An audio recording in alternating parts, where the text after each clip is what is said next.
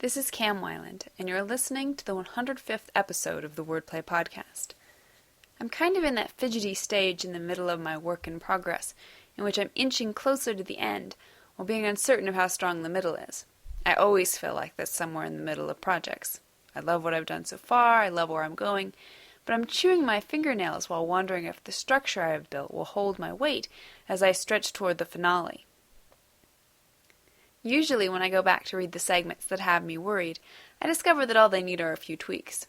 But even if they don't, at least I have confidence that the safety net of future revisions are always there to catch me. The excellent thing about being a writer is that you don't have to get everything right in your first shot. Drama versus melodrama. Can you tell the difference? The latest post in the video series on my blog cautions against stepping over the boundary between realistic conflict and tension into the dreaded realm of melodrama. You can watch the video on my blog at wordplay-kmweiland, that's weiland.blogspot.com.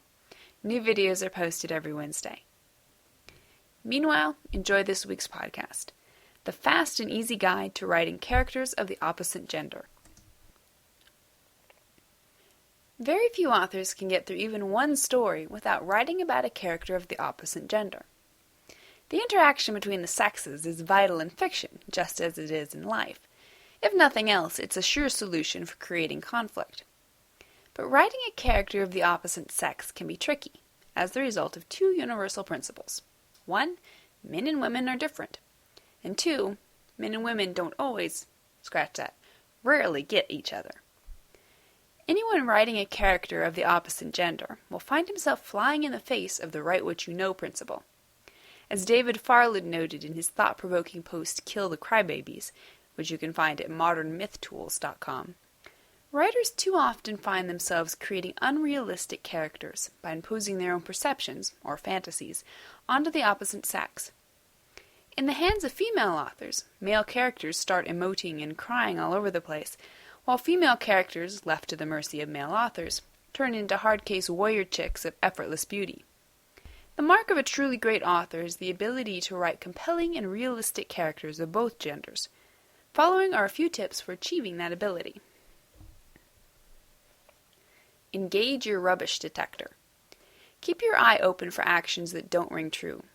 Get in tune with your inner story sense, your gut instinct.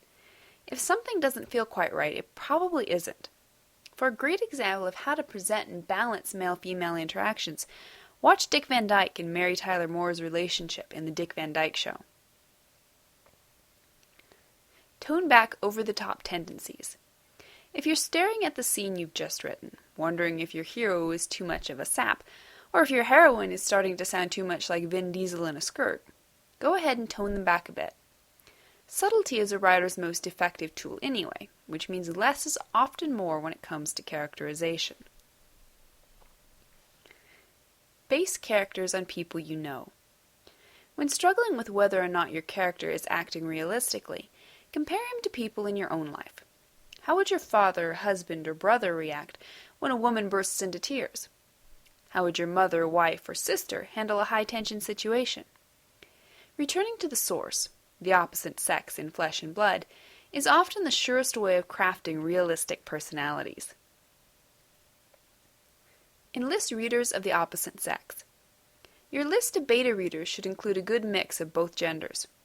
Readers of the opposite sex can bring an entirely new perspective to your story, and they can offer invaluable insights into the actions of your opposite gender characters. When you give these readers your manuscript, specifically ask them to be on the watch for scenes in which your opposite gender characters act unrealistically. Don't fall for the flip side stereotypes.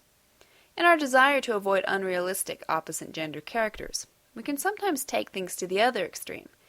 Even the toughest of guys have a soft spot or a sensitive side, and even the most gentle and delicate of women can be tough or brave when the need arises.